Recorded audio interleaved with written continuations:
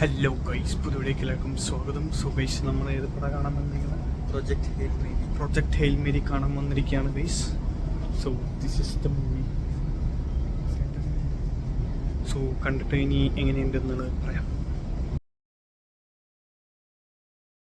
Guys, നമ്മളങ്ങനെ project hail Mary കണ്ടുവന്നിരിക്കുകയാണ്. ഇങ്ങനെയുണ്ടായിരുന്നു പടം. അടിപൊളിയാണ്. ഒരു രക്ഷയില്ല. സീനായിട്ടുണ്ട്, ഏലിയനായിട്ടുള്ള ഇമോഷണൽ കണക്ഷനും കാര്യങ്ങളൊക്കെ അടിപൊളിയായിട്ടുണ്ട്. ഒരു രക്ഷയുണ്ടായില്ല. അടിപൊളി പടം.